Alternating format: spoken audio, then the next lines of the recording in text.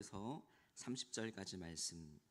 제가 가진 성경은 신약성경 127면 정도에 있습니다. 한 절씩 교도하도록 하겠습니다. 어떤 관리가 물어 이르되 선한 선생님이여 내가 무엇을 하여야 영생을 얻으리이까?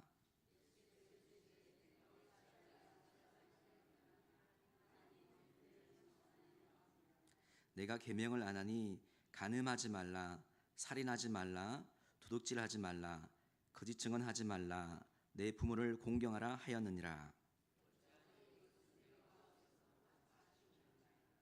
예수께서 이 말을 들으시고 이르시되 내게 아직도 한 가지 부족한 것이 있으니 내게 있는 것을 다 팔아 가난한 자들에게 나눠주라. 그리하면 하늘에서 내게 보화가 있으리라. 그리고 와서 나를 따르라 하시니, 예수께서 그를 보시고 이르시되 재물이 있는 자는 하나님 나라에 들어가기가 얼마나 어려운지.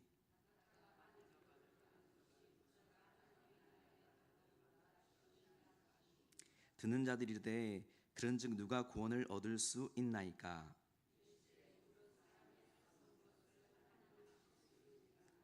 베드로가 여짜오되 보옵소서, 우리가 우리의 것을 다 버리고 주를 따랐나이다.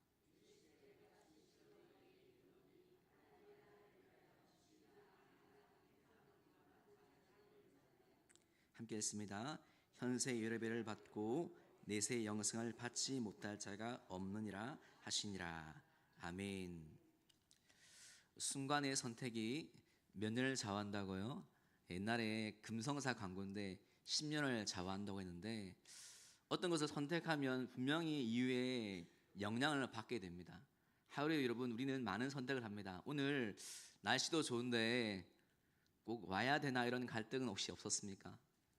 점심에 무엇을 먹을까? 영향을 받는 것입니다.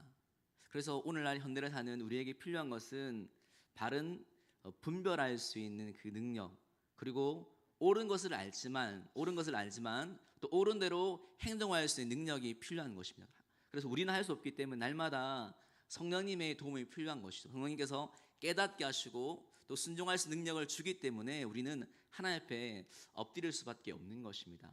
오늘 본문은 어떤 이야기냐면, 순간의 선택을 잘못해서 10년이 아니라 평생, 아니 영원토록 후회할 수밖에 없는 한 사람의 모습을 우리에게 보여주고 있습니다. 누가복음은 그 사람이 관원이고 큰 재물을 가진 사람이고, 같은 이야기를 하는 마태복음에는 이 사람이 젊은 사람, 청년이라고 이야기를 하고 있습니다. 사회적으로 보면 훌륭한 캐리어를 가지고 있습니다. 높은 지혜 있고 부유합니다. 그리고 어릴 때부터 말씀도 잘 지키면서 율법을 준수했던 멋있는 젊은 사람입니다. 하지만 사람들이 그 사람을 굉장히 좋게, 야, 너무 괜찮은 사람이다 이렇게 평가할지 모르겠지만, 그 사람 내면에는 그것으로 채우지 않은 뭔가 영적인 갈급함이 있는 거예요. 그 갈급함이 있었기 때문에 당시 유대 지도자들이 별로 안 좋아하는 방관을 가지고 있었던 그 예수님을 향해서 나아가서 예수님께 질문하는 것이죠. 선한 선생님, 제가 무엇을 하여야 영생을 얻을 수 있습니까? 이 질문에는 그가 어떤 사람인지, 그가 어떤 생각을 가졌는지 알 수 있습니다. 그는 현재적인 것뿐만 아니라 영원한 것, 영원한 하나님의 나라, 영원한 생명에 관심을 가졌고, 또 이것을 얻기 위해서는 뭔가 노력하면 얻지 않을까 하는 그런 생각들을 가지신 것입니다. 예수님의 특기가 눈높이 교육이거든요. 먼저 그 사람의 기준에 맞게 이야기합니다. 어떤 일들을 해야 되는지 이야기합니다. 그래, 무엇을 지키려고 한다면 간음하지 말고, 살인하지 말고, 도둑질하지 말고, 거짓 증언하지 말고, 부모를 공경해야 된다. 그렇게 얘기하니까 이 사람이 자신감 있게 이야기합니다. 예수님, 저 어릴 때부터 그것을 잘 지켰습니다. 다른 것은 없습니까? 이런 뉘앙스를 가지고 있는 것이죠. 예수님이 그에게 너의 노력으로, 사람의 선행으로는 결코 영생을 얻을 수 없음을 깨닫게 해주시기 위해서, 또한 그 사람의 마음의 중심에 무엇이 있는지 드러나기 위해서 하나의 분명한 요구를 하시는데, 그것은 뭐냐면 네가 가진 그 많은 재물을 가지고 다 팔아서 가난한 자들에게 다 나누어 줘라. 그러면 영원한 하나님 나라의 상급이 있을 것이다. 네가 원하는 영생이 거기 있을 것이다. 그리고는 나를 따르라 이야기하는 것입니다. 영생이란 무엇인가? 모든 것을 내려놓고 나를 따르는 것을 이야기하니까 그때 초롱초롱한 이 사람의 눈망울이 근심 걱정으로 가득하게 되어진 것입니다. 여러분, 이 사람에게는 두 가지 진심이 있습니다. 하나는 분명히 영원한 생명, 영생, 갈급함, 영적인 것을 사모하는 여러분 진심이 있는 거예요. 그러나 또 하나의 진심은 뭐냐면, 그럼에도 불구하고 자기가 가진 이 물질을 포기할 수 없고, 이 물질이 자기를 부유하게 하고 안전하게 하고 살만나게 할 것이다, 이것은 놓칠 수 없는 물질을 향한 진심이 그에게 있는 것입니다. 여러분, 이 진심과 진심이 충돌하고 있습니다. 어떻게 되어질까요? 이것을 대표적으로 보여주는 사람이 있는데, 세례 요한의 목을 쳤던 헤로드 왕입니다. 그는 동생의 부인을 아내로 취했기 때문에 세례 요한에게 비난과 영적인 돌직구를 계속 맞았기 때문에 세례 요한 하면 참 마음이 힘든 사람이었습니다. 세례 요한이 말씀을 선포할 때 그 마음에 갈등이 막 일어나는 거예요. 두 가지 진심이 일어나는 것입니다. 말씀을 보겠습니다. 마가복음 6장 20절 말씀 한번 보도록 하겠습니다. PPT 한번 띄워주시고 마가복음 6장 20절 말씀 한번 같이 읽겠습니다. 시작.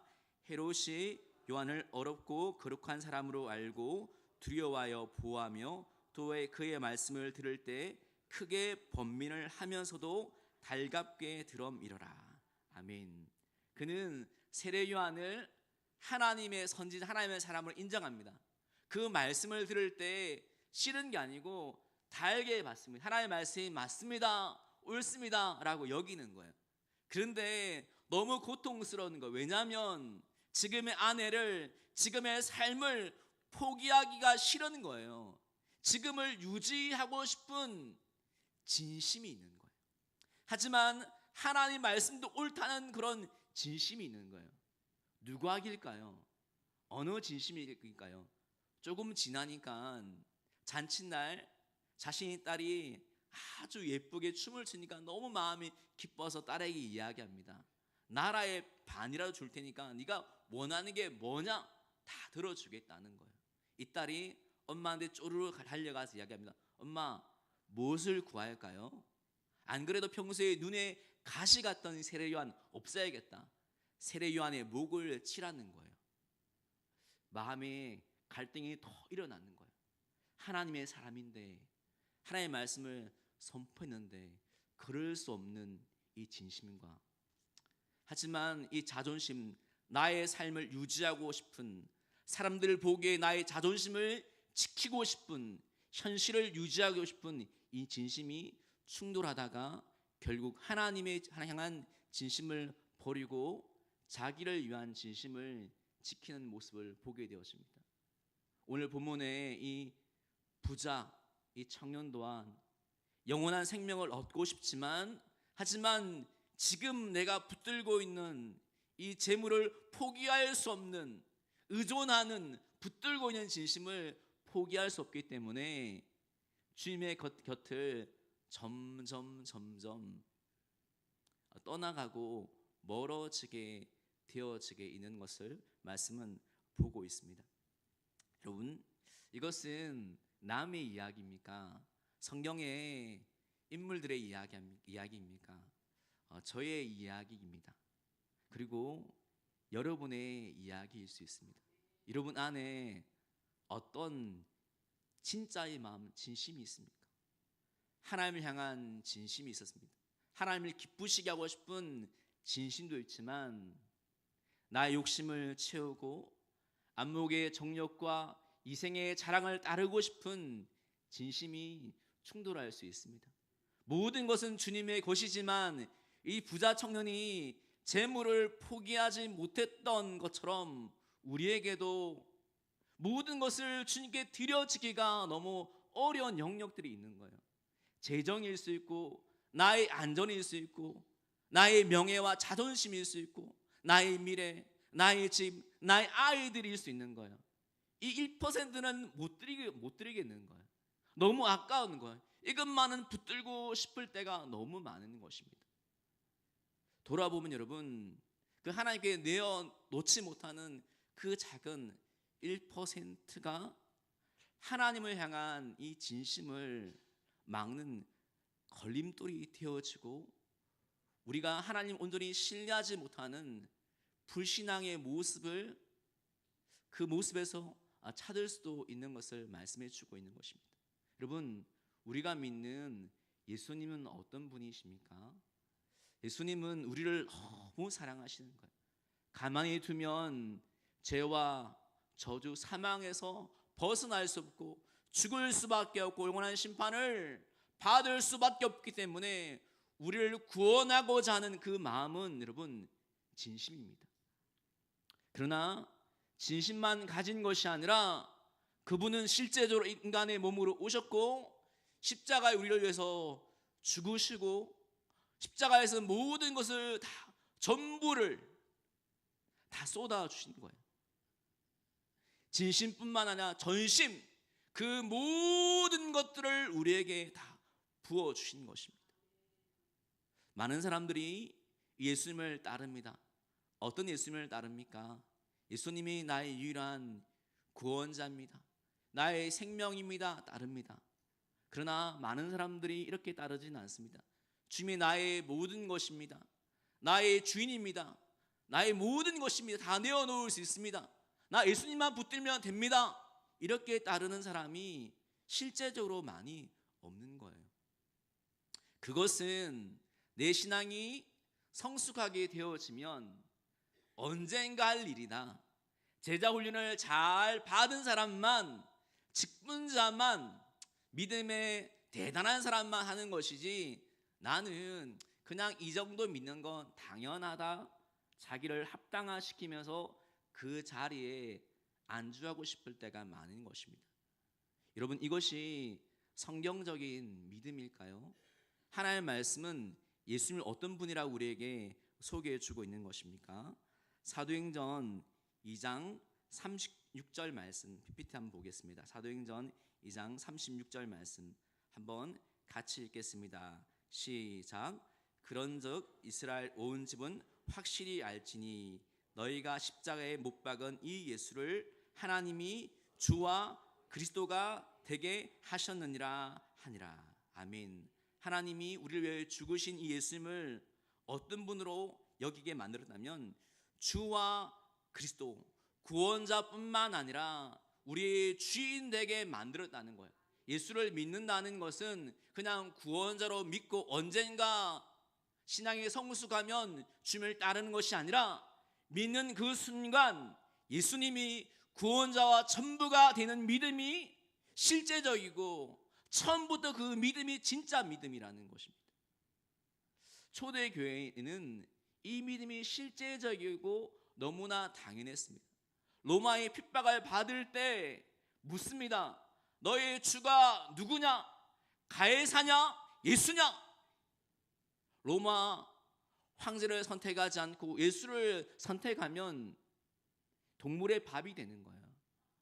칼과 창이 찔리는 것입니다.